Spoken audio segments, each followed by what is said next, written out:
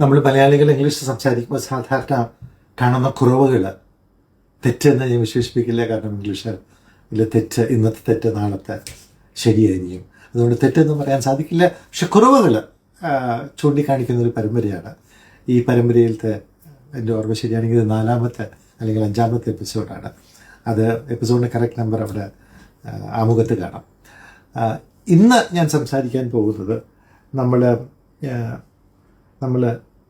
പല വാക്കുകൾ ഉപയോഗിക്കുമ്പോൾ അവസാനത്തിലൊരു എന്ന് ചേർക്കും. വൈഫ് എന്ന് പറയില്ല, വൈഫ് എന്നേ പറയുള്ളൂ. ഫുഡ് എന്ന് പറയില്ല, ഫുഡ് എന്നേ പറയുള്ളൂ. അതുപോലെ തന്നെ എന്ന് ചേർക്കുന്ന പല ഉദാഹരണങ്ങൾ നമുക്ക് കാണാൻ സാധിക്കും. പെൻ എന്ന് പറയില്ല, പെന്ന്, പെൻസില്, ചോക്ലേറ്റ്, ചെയറ്. മേശ മലയാളമാണ്, ഇംഗ്ലീഷല്ല, ആക്ച്വലി പോർച്ചുഗീസാണ്. പക്ഷെ നമ്മൾ ഈ എന്ന് അവസാനിപ്പിക്കും. പലപ്പോഴും ഇംഗ്ലീഷിൽ സംസാരിക്കുമ്പോൾ ഇംഗ്ലീഷ് വാക്കുകൾ എന്ന് അവസാനം കൂട്ടിച്ചേർക്കും. അങ്ങനെ ഇംഗ്ലീഷിൽ അങ്ങനെ എന്ന് അവസാനിക്കുന്നത് അതൊരു മലയാളി രീതിയാണ്. തെറ്റൊന്നുമില്ല, കുറവ് എന്ന് വിശേഷിപ്പിക്കാൻ വേണമെങ്കിൽ.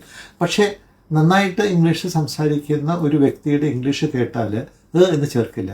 The food in the restaurant was excellent, the food in the restaurant was excellent എന്ന് പറയില്ല. ഞാൻ കുറച്ച് ഊതി വീർപ്പിക്കാനുണ്ട് തെറ്റിദ്ധരിക്കുന്നത്, അതിൻ്റെ വ്യത്യസ്തത കാണാനായിട്ട്.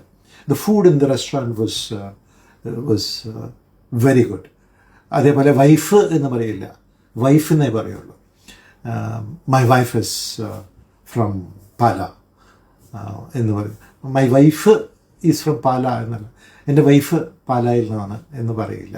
ഈ എന്ന് കൂട്ടിച്ചേർക്കുന്ന പല ഇതിൽ 2 ഉദാഹരണം. ബുക്ക്, പുസ്തകം എന്ന് പറയുന്ന പുസ്തകം മലയാളമാണല്ലോ. ക്യാമറയ്ക്ക് പറയില്ല ഒരു. പക്ഷെ മലയാളത്തിലെ പല വാക്കും ഇംഗ്ലീഷിലെ പല വാക്കുകളും നമ്മൾ മലയാളത്തിൽ ഉപയോഗിക്കുമ്പോൾ എന്ന് കൂട്ടിച്ചേർക്കുന്നു. അതിൻ്റെ ആവശ്യമില്ല എന്നല്ല, അതൊരു കുറവാണ്. അതങ്ങനെ കൂട്ടിച്ചേർക്കാതിരിക്കാൻ നമ്മൾ പരിശ്രമിക്കണം.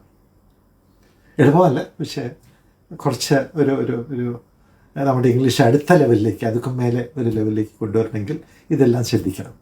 Thank you.